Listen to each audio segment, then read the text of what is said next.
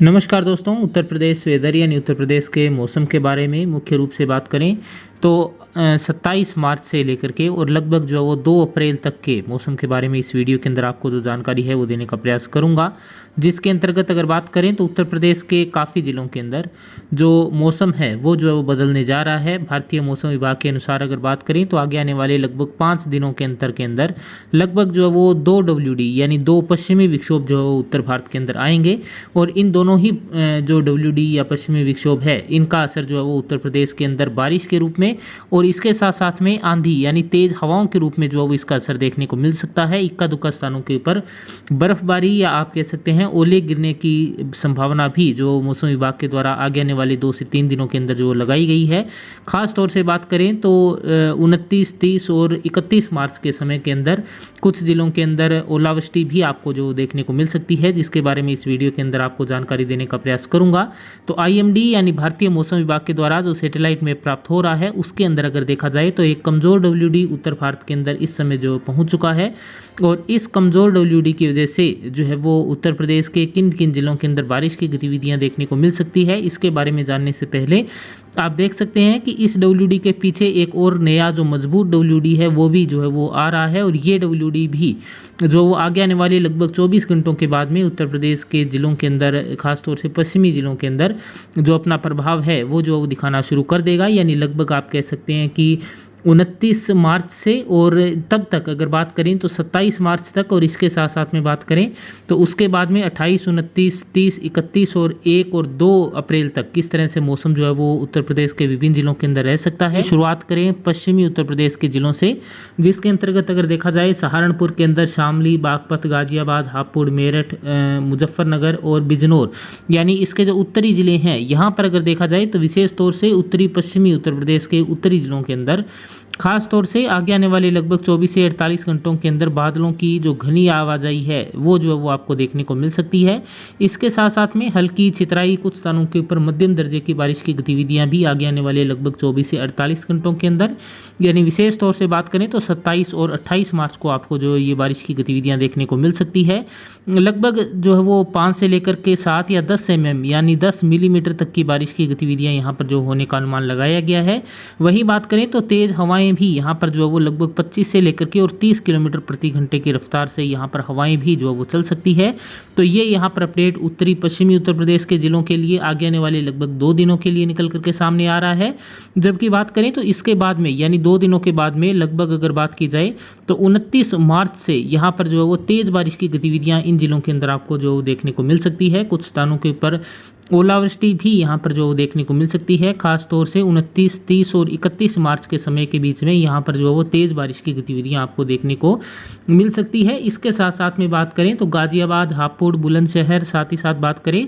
मथुरा के अंदर, आगरा के अंदर, फिरोजाबाद, मैनपुरी, एटा, कासगंज, बदायूं और इसके साथ साथ में बात करें तो बरेली तक के क्षेत्रों के अंदर, पीलीभीत तक के क्षेत्रों के अंदर, रामपुर, मुरादाबाद, इन क्षेत्रों के अंदर भी अगर बात करें तो आगे आने वाले लगभग 24 घंटों के अंदर यानी विशेष तौर से बात करें तो आप कह सकते हैं कि 27 मार्च को और इसके साथ साथ में 28 मार्च को जो है वो तेज़ हवाओं के साथ में कुछ स्थानों के ऊपर हल्की बारिश की गतिविधियां आपको देखने को मिल सकती है। जबकि 29, 30 और 31 मार्च के समय के अंदर और विशेष तौर से 29 और 30 मार्च को यहाँ पर इन जिलों के अंदर कुछ स्थानों के ऊपर आपको जो वो तेज़ बारिश की गतिविधियाँ भी जो वो तेज़ हवाओं के साथ में देखने को मिल सकती है। तो अगर आप इन जिलों के अंदर रहते हैं तो आपको 29 और 30 मार्च को जो है वो बारिश की गतिविधियाँ विशेष तौर से जो देखने को मिल सकती है। कुछ स्थानों के ऊपर 31 मार्च और 1 अप्रैल के समय के अंदर भी आंधी और हल्की बारिश की गतिविधियां आपको देखने को मिल सकती है। इसके बाद में बात करें दक्षिणी पश्चिमी उत्तर प्रदेश के जिलों के अंदर और साथ ही साथ मध्यवर्ती उत्तर प्रदेश के जिलों तक यानी लगभग राजधानी लखनऊ तक के क्षेत्रों की बात करें तो यहाँ पर ललितपुर के अंदर, झांसी के अंदर,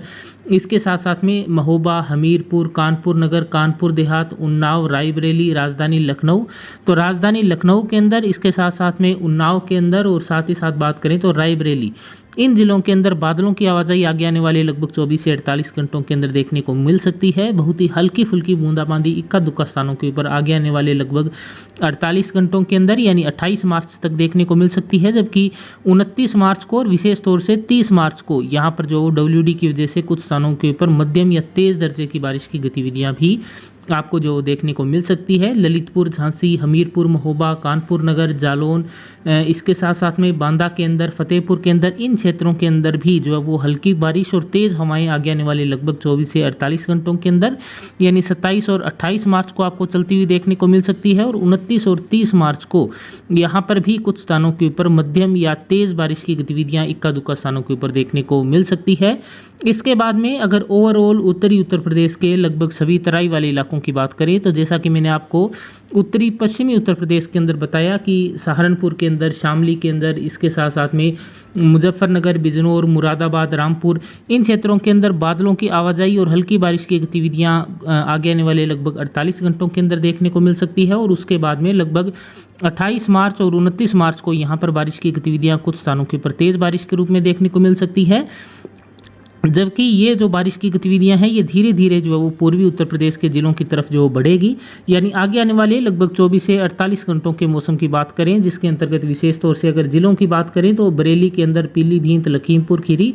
बहराइच, श्रावस्ती, बलरामपुर, सिद्धार्थनगर, महाराजगंज, कुशीनगर, देवरिया, गोरखपुर, बस्ती, गोंडा, सीतापुर, इन क्षेत्रों के अंदर अगर बात करें तो आगे आने वाले लगभग 48 घंटों के अंदर यानी लगभग 28 मार्च तक के समय के अंदर बात करें तो यहाँ पर बादलों की आवाजाही और हल्की फुल्की बारिश की गतिविधियां देखने को मिल सकती है। जबकि विशेष तौर से 29, 30 और 31 मार्च के समय के अंदर यहाँ पर जो है वो कुछ स्थानों के ऊपर मध्यम दर्जे की बारिश की गतिविधियां यानी लगभग 10 से लेकर के और 15 mm या 20 mm तक की बारिश की गतिविधियां भी छितराई बारिश के रूप में आपको इन क्षेत्रों के अंदर देखने को मिल सकती है। इक्का दुक्का स्थानों के ऊपर जो है वो ओलावृष्टि भी खास तौर से उत्तरी उत्तर प्रदेश के तराई वाले इलाकों के अंदर आपको इस दौरान यानी विशेष तौर से 30 मार्च को और कुछ स्थानों के ऊपर जो है वो 29 मार्च को भी आपको जो वो इस तरह की गतिविधियां देखने को मिल सकती है। इसके बाद में अगर बात करें मध्यवर्ती उत्तर प्रदेश के जिलों तक या आप कह सकते हैं कि मध्यवर्ती पूर्वी और दक्षिणी पूर्वी उत्तर प्रदेश के जिलों की बात करें,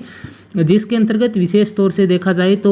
सोनभद्रा के अंदर, चंदौली के अंदर, मिर्ज़ापुर, प्रयागराज, चित्रकूट धाम यानी दक्षिणी जिलों की बात करें विशेष तौर से तो इन जिलों के अंदर आगे आने वाले लगभग 24 से 48 घंटों के अंदर मौसम शुष्क बना रह सकता है। और यहाँ पर अगर बारिश की गतिविधियों की बात करें तो लगभग आपको जो है वो 30 मार्च के आसपास जो बारिश की गतिविधियां हैं वो देखने को मिल सकती है। यानी जो पश्चिमी विक्षोभ पश्चिमी उत्तर प्रदेश के अंदर लगभग 28 मार्च को अपना असर दिखाना शुरू कर देगा, उसका असर लगभग जो है वो यहाँ पर 24 से 48 घंटों के बाद में, क्योंकि पश्चिमी उत्तर प्रदेश के अंदर जो WD का असर है वो सबसे पहले दिखना शुरू होगा, जो कि 28 मार्च को शाम के समय दिखना शुरू हो सकता है। और 30 मार्च तक ये जो WD है ये सुबह के समय पूर्वी उत्तर प्रदेश के जिलों के अंदर भी जो है वो हल्की मध्यम छितराई बारिश की गतिविधियां जो है वो दे सकता है। इसके साथ साथ में बात करें गाजीपुर के अंदर, आजमगढ़ के अंदर, बलिया के अंदर, प्रतापगढ़ के अंदर, सुल्तानपुर के अंदर, अयोध्या के अंदर, अम्बेडकर नगर के अंदर, इन क्षेत्रों के अंदर भी अगर बात करें तो विशेष तौर से 30 मार्च के समय के अंदर और 31 मार्च को